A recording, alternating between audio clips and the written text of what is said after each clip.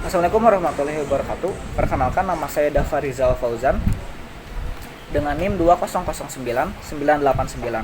Program Studi Sains Informasi Geografi kelas 1A Universitas Pendidikan Indonesia. Pada kesempatan kali ini saya akan membahas mengenai batuan metamorf pada mata kuliah pembelajaran geologi. Selamat menyaksikan.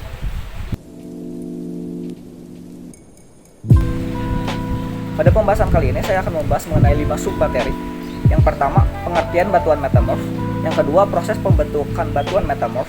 Yang ketiga, karakteristik metamorf. Yang keempat, klasifikasi batuan. Dan yang kelima, contoh batuan metamorf.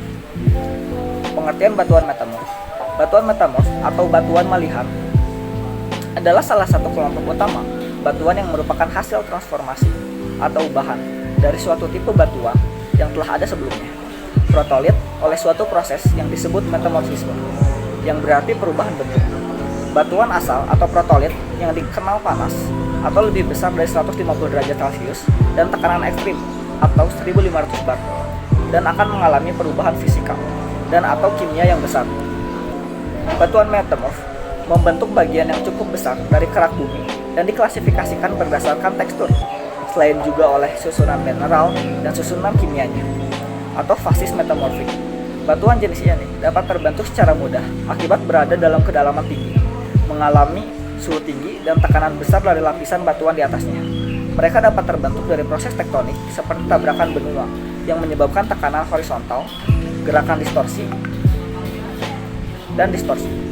Mereka juga terbentuk ketika batuan terpanaskan oleh intrusi dari batuan cair dan panas yang disebut magma dari interior bumi.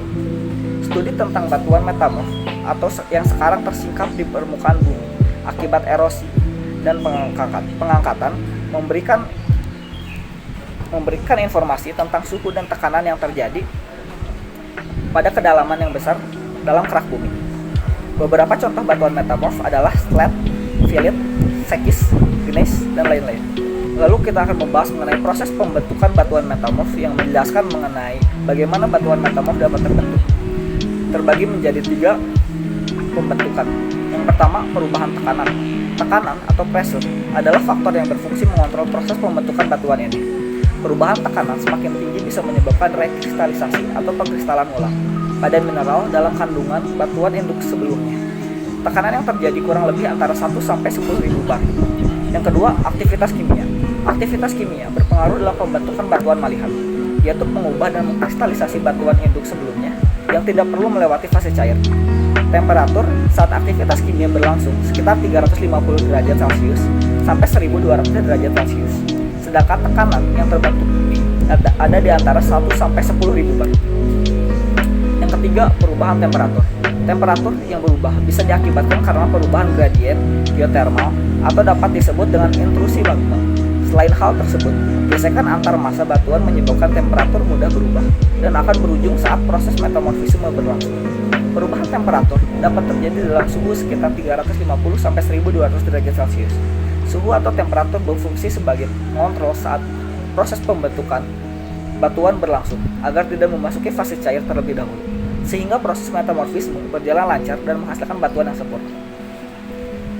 Lalu kita akan membahas mengenai karakteristik batuan metamorf.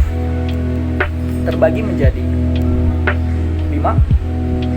Yang pertama adalah warna. Karena proses metamorfisme yang beragam dan berbeda mengakibatkan warnanya bervariasi, mulai dari feldspar, kuarsa, dan mika. Feldspar berciri khas adanya belahan pada warna batuan, belahan tegak lurus, dan memiliki warna merah, bisa juga disebut ortholox. Jika berbentuk kristal dan berwarna abu-abu atau putih adalah plagioclase. Kemudian warna kuarsa, yaitu putih susu atau putih jernih. Batuan dengan warna ini tidak memiliki belahan dengan berbagai bentuk. Yang terakhir adalah mika, yakni batuan yang memiliki belahan dan berwarna putih yang bernama muscovite dan hitam yang disebut dengan nama biotit. Yang kedua, struktur. Ada 2 struktur, yaitu foliasi dan non-foliasi. Foliasi bermakna sebagai lapisan pada batuan metamorf dengan bentuk menyerupai belahan. Hal tersebut merupakan hasil dari aktivitas penjajaran beberapa mineral yang berasal dari penyusun utama batuannya. Non-foliasi adalah batuan metamorf tanpa belahan. Tidak adanya belahan dalam batuan ini karena proses penjajaran beberapa yang berasal dari penyusun utamanya tidak terlihat sehingga tidak bisa diamati. Yang ketiga, komposisi mineral. Mineral yang mendukung proses metamorfisme antara lain garnet, andalusi, kyanit, silimanit, dan staurolite. Mineral yang berfungsi sebagai pembentuk batuan metamorf disebut dengan mineral metamorfik. Suhu dan tekanan yang tinggi mampu membentuk mineral ini agar mampu membentuk batuan tersebut. Yang keempat, tekstur.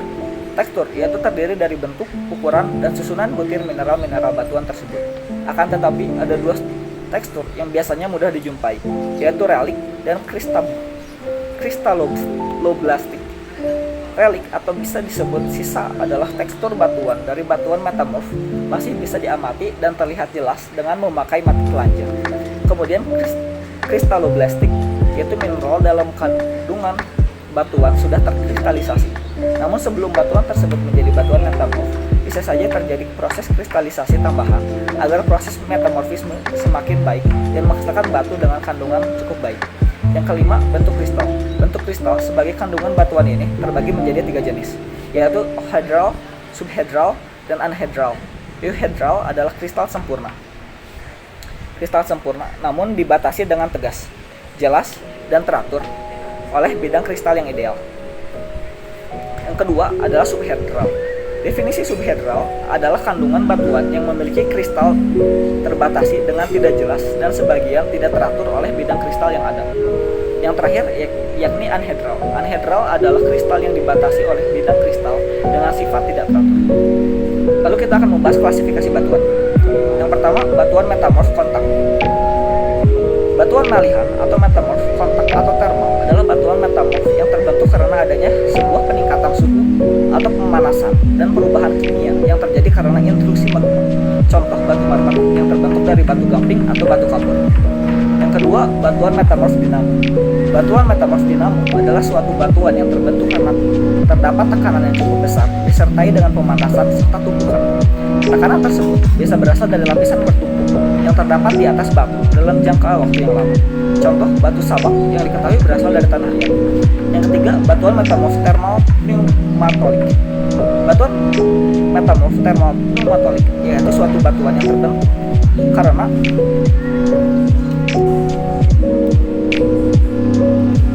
terdapat zat-zat tertentu memasuki batuan yang pada saat itu sedang mengalami sebuah proses metamorfosis batuan. Contoh batu topaz, zamrud, dan permata. Dan kita akan materi terakhir akan masuk kepada contoh batuan metamorf. Terdapat 2 contoh yang saya akan bahas pada pembahasan kali ini. Yang pertama, batu marmer atau yang dikenal dengan marble. Batu marmer bisa juga disebut batu pualam. Batu ini berasal dari batu gamping atau batu kapur, namun memiliki warna berbeda.